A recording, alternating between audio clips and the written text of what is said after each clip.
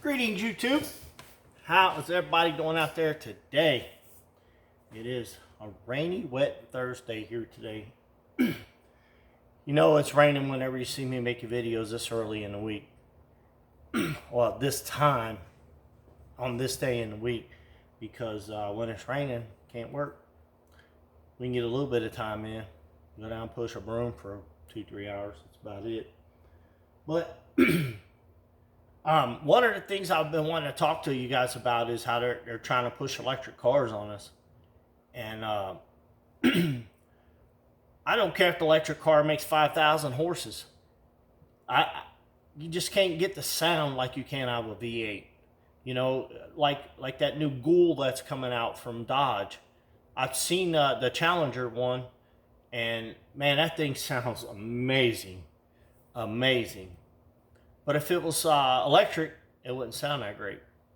You might hear it go, wah! It might have a little whine to it or something. That's about it. I like hearing that sound. Can you imagine NASCAR? Yeah, he's pulling in for 4 tires and 2 batteries. Can you imagine NASCAR? Oh man, it's a mess, guys. It's a mess. You know, I saw a video today, Dodge guy, the Dodge dealer or whatever, saying they're not going totally electric. They're going to go more hybrid and all that other stuff. And that's fine with me. If that's what you guys want, that's fine with me. I think everything should be out there. Like I don't care for gas trimmers, but gas trimmers are better because they're more powerful than electric. But, you know, and they probably last a lot longer than electric if you take care of them. Because electric, eventually it burns out. You know, them electric motors eventually burn out. And the only reason why I got electric products is because I like them. I like them. And I don't want to have to go buy 2-cycle welding gas and all that stuff. But I'm not knocking anybody that's got gas trimmers. I like them too. But I just don't, you know, I'd rather have something where if I hit the ignition, it's ready to go. If not, that means I got a major failure somewhere. But, you know, because electric stuff doesn't last long, but I like it because I could just grab a battery, throw it in something, and we're ready to go. Like my Milwaukee saw now, it's starting to act goofy. You know, I've had it for about 4 years now, and started cutting down trees. I cut a lot of trees and firewood up with it, and you know, now when it gets starting to get low, where it never used to bog down before, but now it does. And that's even with a sharp blade on there. It still kind of bogs down when it gets close to the end of the battery cycle. And it never did that before. But, you know, I love hearing, you know, one of my favorite engines that GM ever built was the big block Chevrolet. That was one of my favorite engines. And, you know, now Dodge them's got their new style Hemi engine, and it gets better gas mileage and better gas efficiency. But it's just the people that are on this planet, they want it for themselves, and they want us off the gas so they can have it for themselves. So when we're not allowed to fly around on jets, but they are because they're the elites. You know. But anyway, guys, you know, that's the reason why we're having gas problems. That and they're testing the waters to see what they can do, see how we respond. You know, I told my wife, I said I'm about to get me an Amish buggy and a horse. That way, when they do cut the gas off, you know, I ain't got to worry about rushing to go get an electric car. And another thing too, they're always complaining when it's hot around here. Well, not around here, but in the big cities when it's hot, and everybody's got their air conditioners on. And they're telling everybody, turn your thermostat down, you know, turn your thermostat up and turn your air conditioner on low. And what are they going to do when it's, you know, 95 degrees out and, you know, 1 million people got their electric cars plugged in to get power, and then the air conditioner's running too, or central area, and all that's running too. What are they going to do then? It's going to pull more off the grid. Even though the grid can handle it. I've watched the history of the grid. It can handle it because that grid that's coming through there is a lot of power. And when it comes down to your little 220 box or 110 or 60 amp box, whatever it is, it's basically it's slowing that down to where it can get to that amperage. It's basically a junction box. That's all it is. It's just slowing it down, slowing that power down so you don't get the whole 200 million wattage or whatever it is. But yeah, guys, that's pretty much all I got today. I've been wanting to shoot a video and talk about it, but I've been busy, and this past weekend, I thought I was going to be, out here working on getting my Nissan finished, but I had a side job come in, and I just had to pick some things up. So, well, guys, I hope you have a continue. I hope your rest of your week continues to be good for you. I know this week it started out okay. I'm okay with a down week, and that's what this week is. But hopefully next week is going to be a lot better, and the weather is going to get a lot better, and we'll see what happens. But that's all I got pretty much today, guys.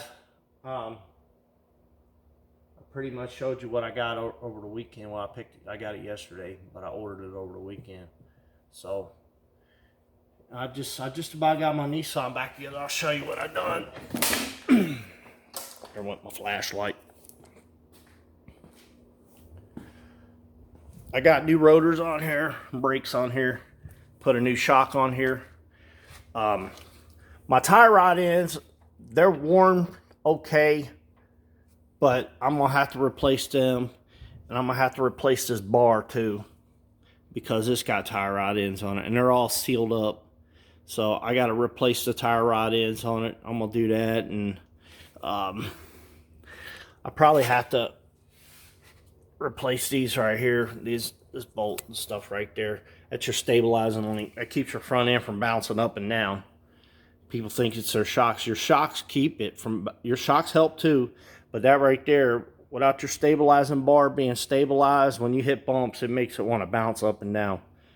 That's why you see them big 4x4 trucks have them big shocks on the front there instead of stabilizing bar. Well, they probably got that on there too. So, but that's what I've been working on, guys. These here, they're pretty easy. There's 2 set screws in there that hold the bearing in there, and that's pretty easy. If you ever did replace these bearings, same thing. And what you always want to do when you do them, guys, you want to repack the grease. Always put fresh grease in there, because that grease that was in there, man, it was dried up. I caught this thing just in time, because I never replaced the rotors on it. Now my caliper, I'm getting ready to run to the parts store. I was just waiting for it to stop raining, and it has. My caliper's frozen, so I got to run to the parts store. That's what I've been doing out here, waiting for the rain to go down. I got my hose clamp plier on there pinched off. So that's where I got to go. I'm ready to run to the parts store. That little thing is $92. And I got to bring the core in. So that's what I've been doing. Oh yeah, I got me some primer. Got me some etch primer. And got me some more rust prohibitor, reformer, whatever you want to call it. And there's my bumper on the outside. Now I got to work on the inside, or the other side of it. And plus I got my plastic pieces.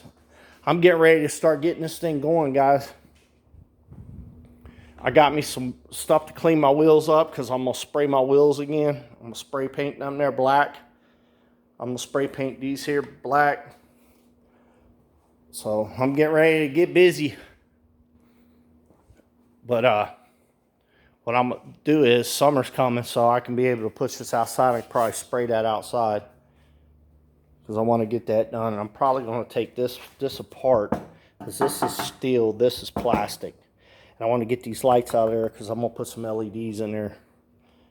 So, but that's pretty much it, guys.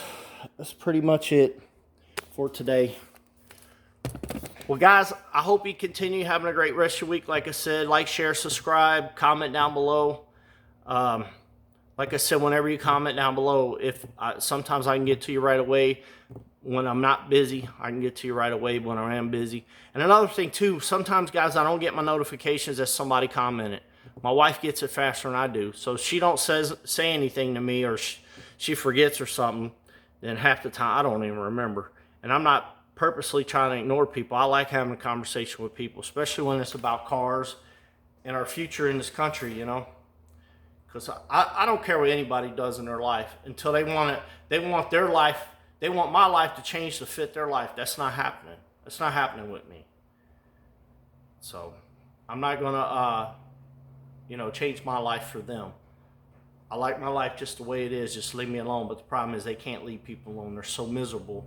They want to pull you in their little club of misery, and it ain't happening. It's not happening with me. So that's why I live out in a rural area. We don't have a lot of people out here, so I don't have to worry about them voting for crazy stuff. But we do have a crappy governor in here, and I'm pretty sure our property taxes and stuff are getting ready to start going up because of him. So, all right, guys. Well, till the next time, guys. Bye bye.